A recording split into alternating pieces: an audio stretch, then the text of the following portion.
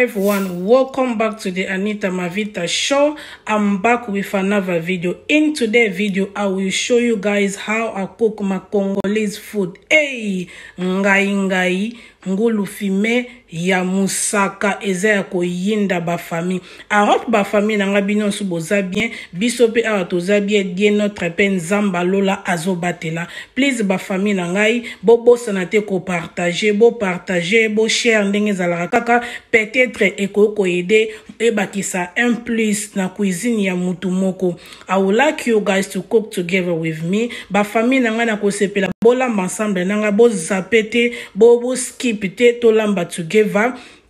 balamba kaka donc bana profiter na occasion oyo ya kopesa bino ba merci na batunyo surtout bozo partager ba vidéo na ngai bozo like bozo share nzamba lola amona bino nzamba lola apo balamba sikoyo na kocha mai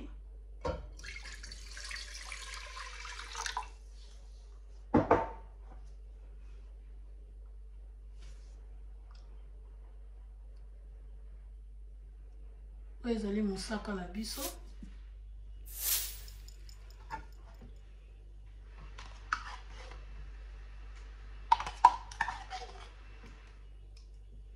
na kocha mache oyo nyonso tu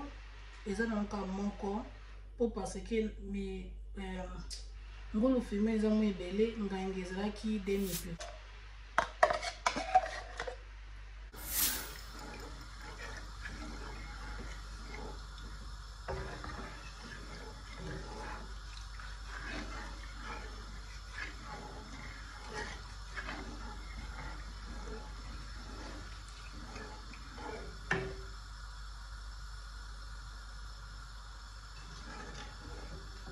na kotika yango boye po etoka mo muke sola mobesu ebima ebimisa mo mafuta likolo après nde tokotia biloko na biso sikoyo na konika ba épices na ngai oyo ezali pilipili ya rouge na ya yellow nasi boyebi ngai nalinga ba vegetable trop à chaque fois na ba biloko na ona tsala mo na kati na tie pilipili na kati et puis na kozwa ndembi oyo eza ndembi na ngai ebele te na tie na kati na préféré na nika yango na tia yango na kati po ezali tomate na ngai yango ezalaki walinza nza wana me na kotia yango nyonso tu te na kotiaka bambuma ata mwa 3 mbuma po esalaka bien ko na tie tomate na ngai sikoyo wana mosaka na biso eza na moto ezobela na ko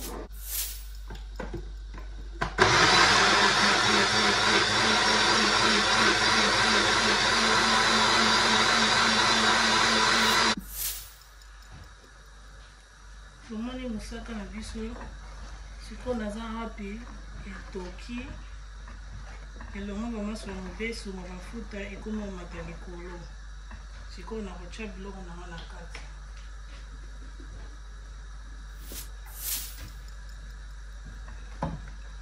atie ngulu filme nanga na kati na obakisa mafuta te parce que mafuta babenga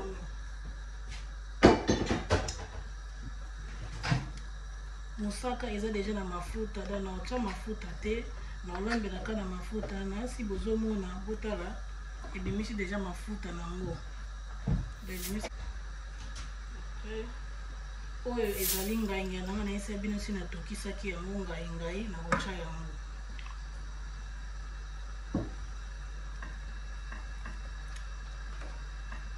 nazo bala te me nazo panza kaka ngai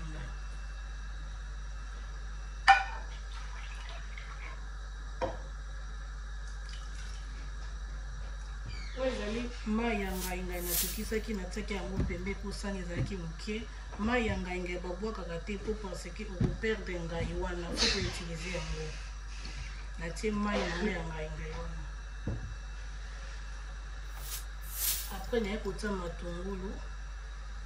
natie matungulu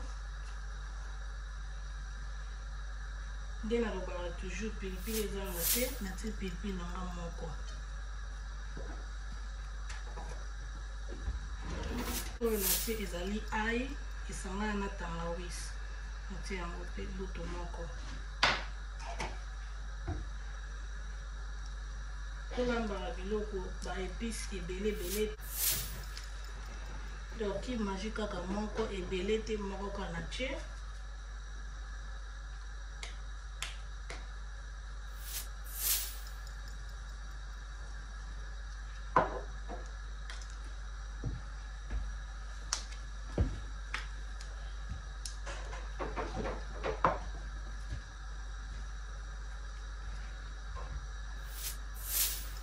ezali tomate purée tomate soyo ya purée wana na ota yango pe mwa ndango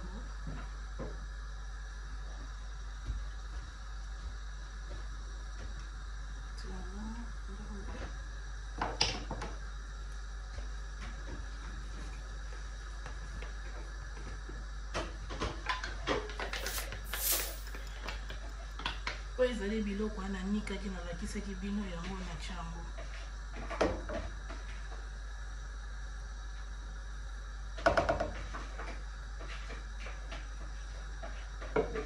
c'est bon.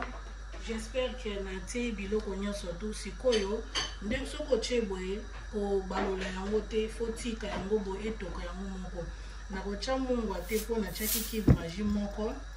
ngulu fime pe ezala na mwa mungwa na yango na otika yango boye ntango sikoyo ekobela ntango na kobalola so namoni mungu ekoki te na kobakisa mwa mungwa mokie me na kotia na ngai na mungwa te tala kaka tokomi oyebela ba age epusani biloko ya mungwa trop eza mabe donc ekomi kaka basystème aboye kwa biloko trop épice ebele eza bien te nalingi kaka bozala si bomake bomona mafuta bomona mosaka na ngai ndenge ebimisi mafuta na bakona wana donc yango wana nalingaka kotia lisusu huile te po parce que ekoleka ebele tokomi kaka koyebela makambo ya santé donc nakotika yango boye etoka komsa tokobala yango donc na biloko na ngai nyonso tu nde nalobaki natie mosaka na ngai natokisaki yango na liboso po elongwa solo mobesu ntango ebimisi mafuta wana bafufu na ebimi nazwi ngulu fime na ngai natie na kati nazwi ngai na ngai natie matungulu nazwi ndembi na ngai nanikaki ndembi nanikaki pilipili ya rouge na ya jaune na so na bosani te naniki epuis naye kotia basaisonnement nango biso tolambelaka kaka esi nalakisa bino nalambelaka natie pilipili moko natie na tomate ya purée tomate oyo ekangama wana natie yango mpe mwa ndambu nanikaki mpe na tomate ya mbuma nalakisa ye bino donc naofinika biloko na ngai comme ça ebela kobalolaka te biloko babalola yango te batika biloko mpena ebela comme ça esala bien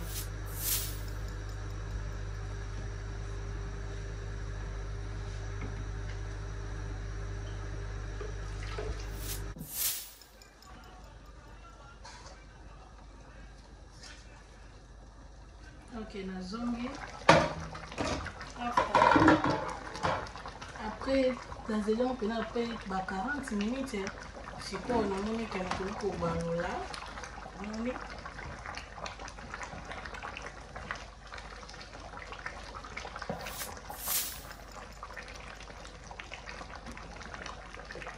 donc ezobela bien ezobela vraiment kitoko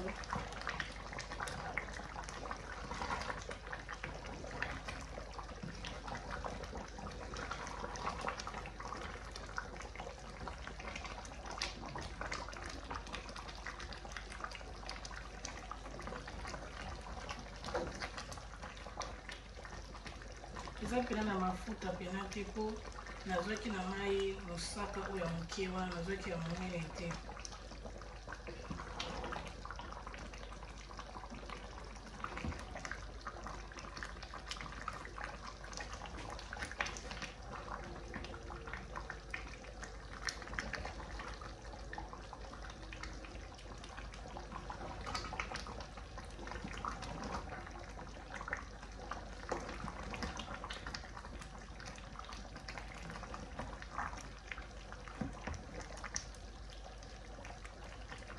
en plus peloko bien ngai yango eza bien pena eza ya fraîche eza pena ngai lelo na sepe nango yango wana mwa ngai wana esalaka bien kwa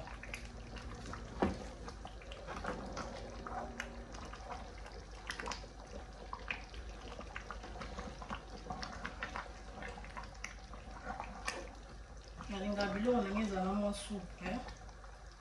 nga linga biloko ekauka te nalinga biloko eza mwa soupe te nalinga biloko ezala mwa soupe.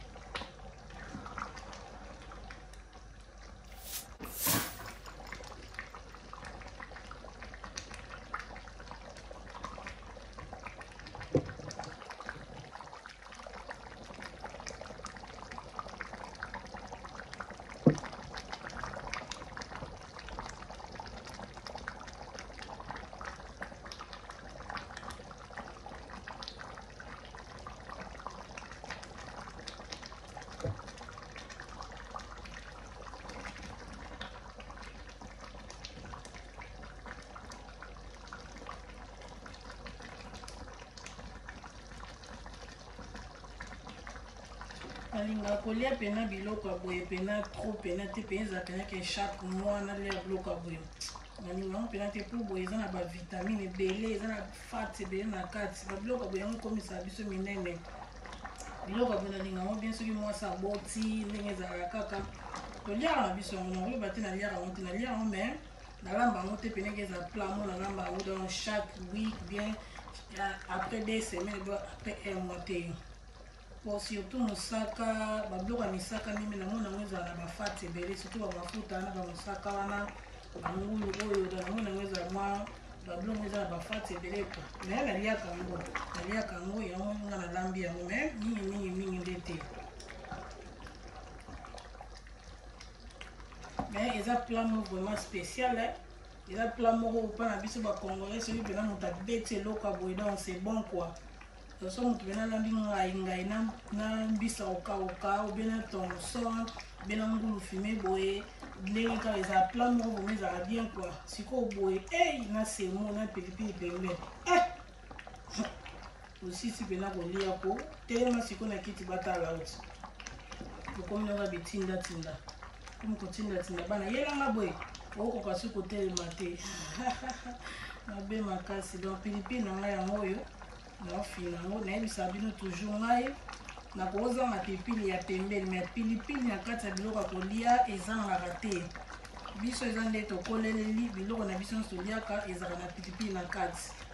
bandeko nanga mibale ebele balia pilipili ndeti ndeki nanga Patrick Mavita ana Paris Glo Mavita balia pilipili te mais soki tolambi boye tant tolamba papa na biso totiaka mwa pilipili pour esala bien quoi pilipili eza bien eza vitamine C ezocontribue pe na kati ya immune system donc vitamine C quoi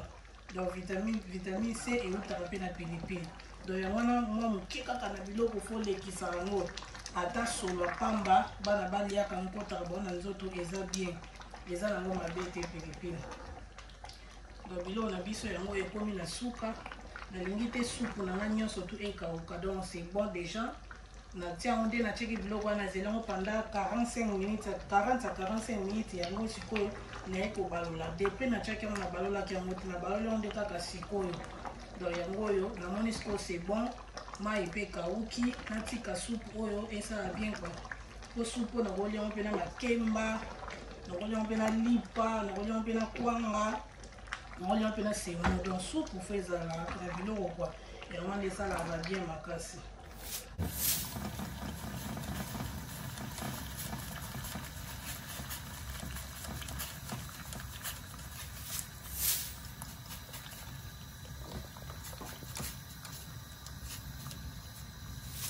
Nalia semola pembe nalinga semola jaune te quoi po baloba semola jaune ezala na fat ebele donc ezala na minene ebele bavitamine ebele na kati donc nalia semola ya pembe te nalia semola jaune te ya pembe wana chef ekili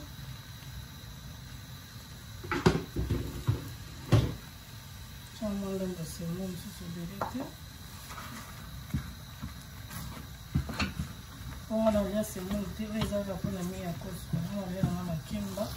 la pièce là bas il non pas beau regardez là c'est bon là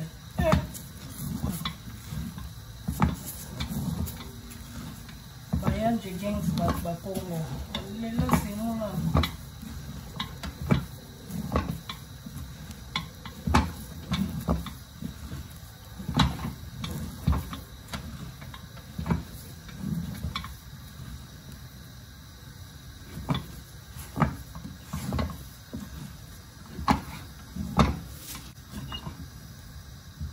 Ngali na semula petete.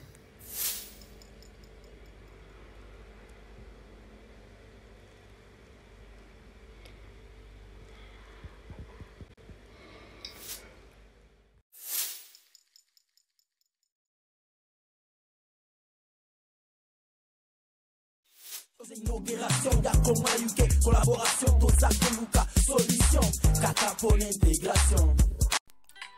Oeza, Anita Mavita Show, Bobosana, Kosa Bonete. Oeza, Anita Mavita Show,